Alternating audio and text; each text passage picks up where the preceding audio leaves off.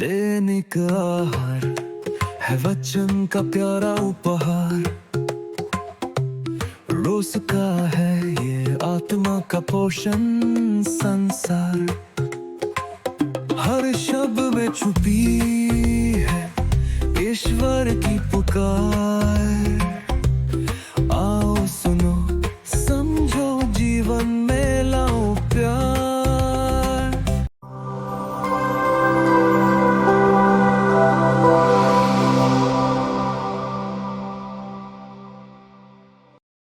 क्रिस्त में प्रिय भाइयों तथा बहनों, यीशु के सेवा काल के समय उन्हें कई बार अपमानित किया गया, अस्वीकार किया गया था और इस निंदा का आरोप भी लगाया गया। आज के सुसमाचार में एक स्त्री ने यीशु की स्तुति करते हुए कहा, धन्य है वह गर्भ जिसने तुझे धारण किया और वे स्तन जिनसे तूने दूध पिया। लेकिन यीशु ने उत्तर दिया, बल्कि धन्य वे हैं जो ईश्वर का वचन सुनते हैं और उसका पालन करते हैं। मरियम सदा धन्य है, लेकिन यीशु यह स्पष्ट करते हैं कि जो ईश्वर का वचन सुनते हैं और उस पर चलते हैं वे भी धन्य हैं, क्योंकि यही उनका मिशन था, आत्माओं का उद्धार। मरियम निष्कलंक रूप से गर्भ में धारण की गई थी और उन्हें मूल पाप के कलंक से सुरक्षित रखा गया था।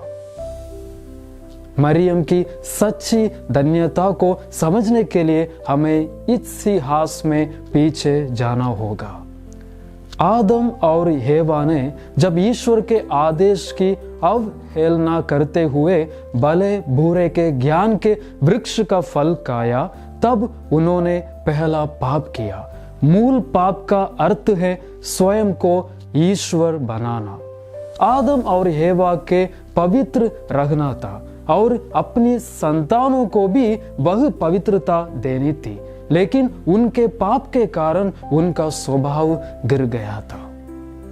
पवित्र शास्त्र में संत पौलुस कहते हैं कि मसीह हम जैसे सब बातों में समान थे, केवल पाप के बिना। वह मनुष्य बने और एक स्त्री से शरण धारण किया।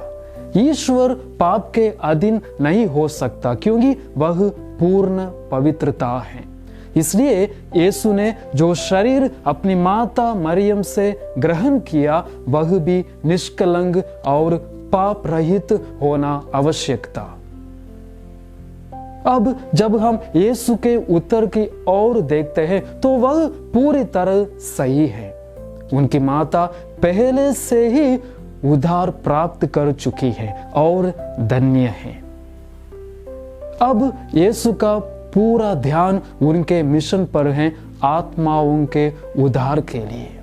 इसलिए उन्होंने कहा, बल्कि धन्य वे हैं जो ईश्वर का वचन सुनते हैं और उसका पालन करते हैं। क्रिस्त में प्रिय भाइयों तथा बहनों, यीशु हम सभी की चिंता करते हैं, क्योंकि हम उनके बच्चे हैं। वे चाहते हैं कि हम अपने पापों से मुक्त हो जाए। वे चाहते हैं कि हम भी उनकी माता मरियम की तरह धन्य बने। वे चाहते हैं कि हम उनके वचनों को सुने और उस पर अमल करें। अभी सवाल यही है, हमारा उत्तर क्या है, हाँ या नहीं? इसलिए आइए हम यह अनुग्रह मांगने की हम प्रभु के वचनों को सुनने, उस पर चले, पापों से मुक्ति हो जाने के लिए हम कृपा मांगे। आमीन।